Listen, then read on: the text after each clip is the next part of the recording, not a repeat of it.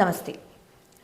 1971 നടന്ന ബംഗ്ലാദേശ് വിമോചന യുദ്ധം ഭാരതത്തിന്റെ ചരിത്രത്തിലെ വഴിത്തിരിവായാണ് പൊതുവെ വിലയിരുത്തപ്പെടുന്നത്. ബ്രിട്ടീഷ് സർക്കാരും അവരവരുടെ രാഷ്ട്രീയ താൽപ്പര്യങ്ങളുള്ള ഇന്ത്യയിലെ ഉന്നത വ്യക്തികളും തമ്മിലുള്ള ദീർഘവും സങ്കീർണവുമായ ഒരു ചർച്ചയുടെ ഫലമായി നടന്ന വിഭജനമാണ് അത്.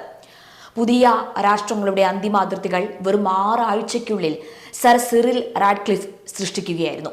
അവ മുസ്ലിം ഇതര ഭൂരിപക്ഷ പ്രദേശങ്ങളെ അടിസ്ഥാനം ആക്കി ഉള്ളതായിരുന്നു. പുതിയ പാകിസ്ഥാൻ 1000 മൈലിലധികം അകലെയുള്ള 2 പ്രദേശങ്ങളായി അതിൽ വിഭജിക്കപ്പെട്ടു.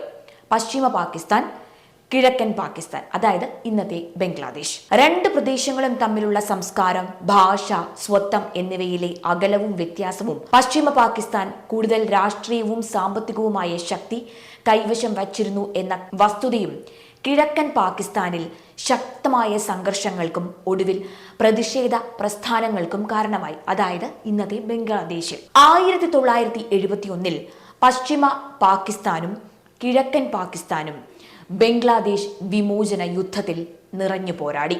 അത് 1971 ഡിസംബർ 16 ബംഗ്ലാദേശ് രൂപീകരണത്തിലേക്ക് നയിച്ചു. എന്നാൽ ഈ യുദ്ധം പുറത്തുനിന്ന് വിജയമായി തോന്നിയാലും ആന്തരികമായി അത് രാജ്യത്തിന് തീരാ കളങ്കമായി മാറുകയായിരുന്നു. പ്രധാനമന്ത്രി ഇന്ദിരാഗാന്ധിയുടെ നേതൃത്വത്തിൽ നടന്ന ഈ യുദ്ധം ഉടനീളം രാഷ്ട്രീയവും നയതന്ത്രപരവുമായ വലിയ വീഴ്ചകളാണ് അടയാളപ്പെടുത്തിയത്. യുദ്ധം ഭാരതത്തെ സൈനികമായി വിജയത്തിലേക്ക് നയിച്ചു എങ്കിലും ആ വിജയം ദീർഘകാല ദിശാബോധമുള്ളതായിരുന്നില്ല.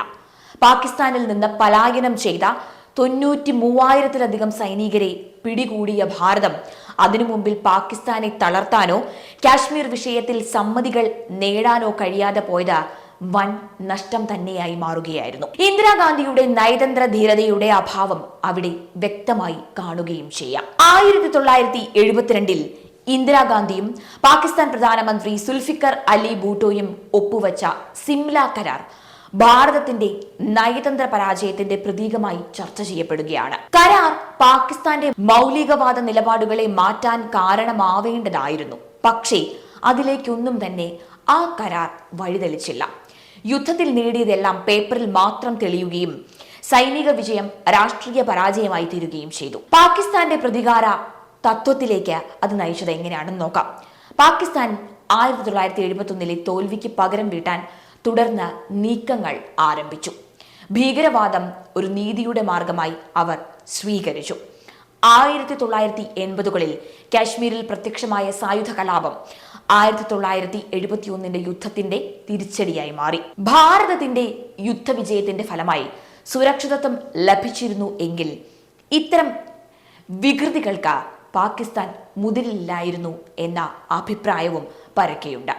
യുദ്ധം ഭാരതത്തിന് വരുത്തിവെച്ച ആന്തരിക പ്രത്യാഘാതങ്ങൾ ചെറുതായിരുന്നില്ല. അതിനെക്കുറിച്ച് പറഞ്ഞില്ല എങ്കിൽ യഥാർത്ഥ വസ്തുത മറച്ചുവെക്കൽ തന്നെയാകും. ഈ യുദ്ധത്തിൽ ഭാരതത്തിന്റെ വിജയത്തിന് അത്രത്തോളം പ്രശസ്തിയേറുകയും പിന്നീട് ആ വിജയം തുല്യമായ സാമ്പത്തിക രാഷ്ട്രീയ നേട്ടങ്ങളായി മാറാതെ പോകുകയും ചെയ്യുകയായിരുന്നു. 1971 ഈ യുദ്ധം ഭാരതത്തിന് സാമ്പത്തിക ബാധ്യതയായി മാറി. അതായത് ആകെ ചെലവ് ഏകദേശം 5000 കോടി. 1971 നിരക്കിലാണെന്ന് ഓർക്കണം. ഇന്ത്യൻ സൈനികർ കൊല്ലപ്പെട്ടത് ഔദ്യോഗിക കണക്കുകൾ പ്രകാരം 3843 പേർ. പരിക്കേറ്റവർ 9851. ഏകദേശം 80 ടാങ്കുകൾ, 45 യുദ്ധവിമാനങ്ങൾ, ആയിരക്കണക്കിന് തോക്കുകൾ എന്നിവയെല്ലാം യുദ്ധത്തിൽ നമുക്ക് നഷ്ടമായി. അതുമാത്രമല്ല, 12 ദശലക്ഷം അഭയാർത്ഥികൾ പശ്ചിമ ബംഗാളിലേക്കും അസം, ത്രിപുര തുടങ്ങിയ സംസ്ഥാനങ്ങളിലേക്കും ഒഴുകിയെത്തി. അവരെ ശുപാർശ ചെയ്യാനും പുനരധിവസിപ്പിക്കാനും കേന്ദ്ര സംസ്ഥാന സർക്കാരുകൾ ആയിരക്കണക്കിന് കോടി രൂപയാണ് ചെലവാക്കിയത്. 93,000 പാക് സൈനികരെ ഭാരതം പിടികൂടിയിരുന്നു. എന്നാൽ ഇവരെ അന്താരാഷ്ട്ര കോടതിയിലേക്കും യുദ്ധകുറ്റങ്ങൾക്കുമായി കൊണ്ടുപോകാൻ ഭാരതം തയ്യാറായില്ല. മറിച്ച് പാകിസ്ഥാൻ ഈ തോൽവിയെ മറികടക്കുന്നതിനായി ആസൂത്രിതമായി ഭീകരവാദത്തെ ഒരു നയതന്ത്ര ആയുധമായി മാറ്റി. 1980 ISI കാശ്മീരിൽ ഭീകര സംഘടനകൾക്ക് പിന്തുണ നൽകി തുടങ്ങി. മുൻ റോ ഉദ്യോഗസ്ഥനായ ഭാരതി ചക്രവർത്തി 2003 പറഞ്ഞത് 1971 ഏറ്റവും വലിയ നഷ്ടം നമ്മുടെ ശത്രുവിനെ കീഴടക്കി നമ്മൾ അതിനെ പുനർസജ്ജമാക്കാൻ അവസരം നൽകുകയായിരുന്നു എന്നാണ്. ഭാരതത്തിന്റെ നയതന്ത്രപരമായ പരാജയത്തിന് ഉദാഹരണമാണ് സിംല കരാർ. കാശ്മീർ പ്രശ്നം ബൈലാറ്ററൽ ആയി മാത്രം പരിഹരിക്കണം എന്ന പാകിസ്ഥാൻ നിലപാടിന് ഭാരതം അംഗീകാരം നൽകി. അതായത് അന്താരാഷ്ട്ര ഇടപെടൽ ഒഴിവാക്കി.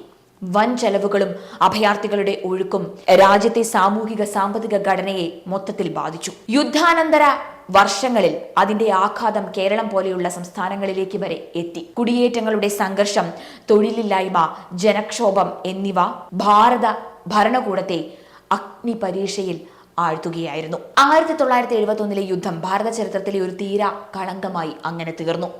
ഇന്ദിരാഗാന്ധിയുടെ ധീരതയിൽ ഒളിഞ്ഞിരുന്ന അമിത ആത്മവിശ്വാസം ഒരു വമ്പൻ തന്ത്രപരമായ തോൽവിയിലേക്ക് രാജ്യത്തെ നയിക്കുകയായിരുന്നു. അതാണ് നമ്മൾ ഇന്നും അനുഭവിച്ചുകൊണ്ടിരിക്കുന്നത്.